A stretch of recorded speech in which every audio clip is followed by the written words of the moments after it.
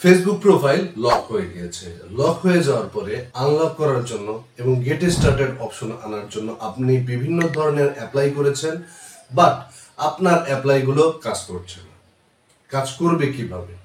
যে প্রবলেমের কারণে আপনার ফেসবুক অ্যাকাউন্টটা লক হয়েছে, সেই প্রবলেম সলভ না করা পর্যন্ত আপনি আপিল করেন এবং বিভিন্ন ধরনের গুলায় খান, আপনার ফেসবুক অ্যাকাউন্টে গেট স্টার্টেড অপশন আসবেও না এবং আপনার ফেসবুক অ্যাকাউন্টটি আনলকও হবে না।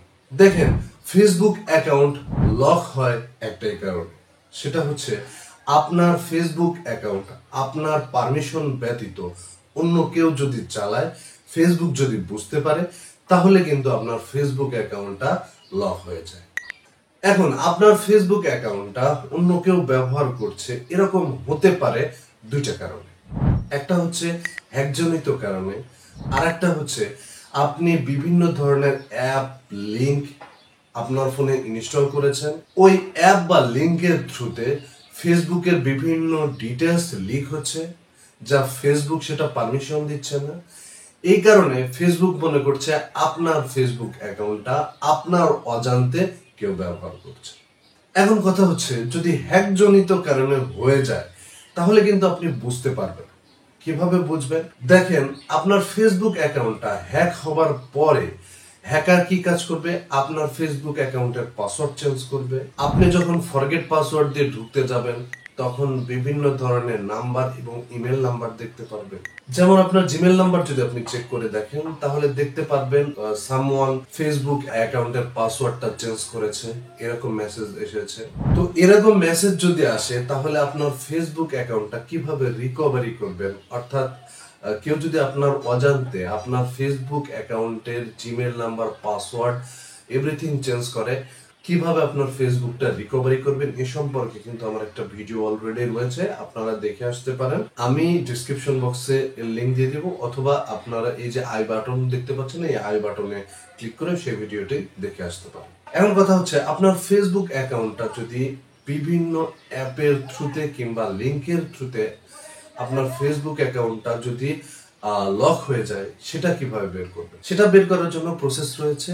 সেটা বের করতে হলে আপনার ফোনের জিমেল নাম্বারে চলে যেতে হবে, এরপর ম্যানেজ অ্যাকাউন্ট, এরপরে আপনি দেখতে পারবেন পার্সোনাল ইনফরমেশন এবং সিকিউরিটিতে গিয়ে দেখবেন যে আপনার জিমেল নাম্বারটা অন্য কোনো ডিভাইসে লগ ইন আছে কিনা। আর দ্বিতীয় কথা, একটু নিচে থার্ড পার্টি অ্যাপের অপশন দেখতে পারবেন। এই কোন কোন থার্ড পার্টি অ্যাপ আপনার ফোনে ইনস্টল রয়েছে, যেগুলো ফেসবুক আসলে অনুমতি দেয় না, এই সবগুলো অ্যাপগুলো রিমুভ করার পরে তারপরে কি কাজ করবেন? আপনি আপনার ফোন থেকে আপিল করবেন। মোটামুটি 3টা আপিল করতে হয়।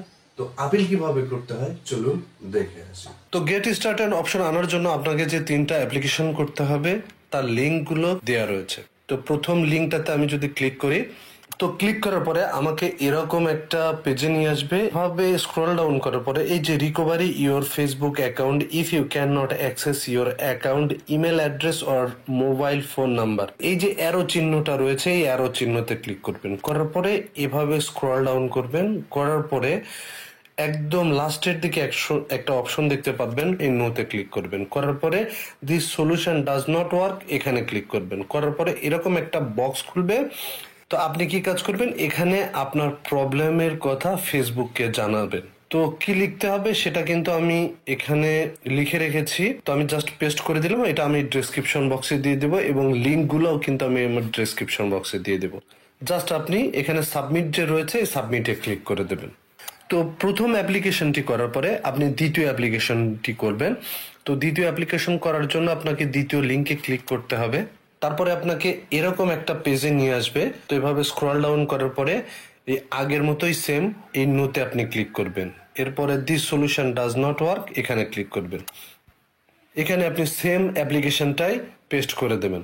দেওয়ার পরে এই যে সাবমিটটা রয়েছে, সাবমিটে জাস্ট আপনি ক্লিক করবেন। দ্বিতীয় অ্যাপ্লিকেশন করাটি কমপ্লিট। এরপরে তৃতীয় অ্যাপ্লিকেশন করবেন। তো আমি এই তৃতীয় নাম্বারটাতে এখানে ক্লিক করলাম।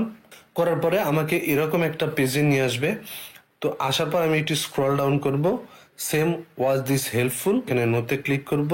This solution does not work, এখানে ক্লিক করব। সেম অ্যাপ্লিকেশনটাই আমি এখানে বসিয়ে দেব। এরপরে আপনি সাবমিটে ক্লিক করে দেবেন। এখন আসুন যে যে কাজ করলে আপনার অ্যাপ্লিকেশনটি করার ফলেও গেট স্টার্টেড অপশনটি আসবে না। 1 নাম্বার, আপনি যখন ফেসবুক লগ ইন করতে যাবেন তখন যদি কোনোভাবে পাসওয়ার্ড রিসেট করতে হয় বা পাসওয়ার্ড সংক্রান্ত কোনো প্রবলেম হয়।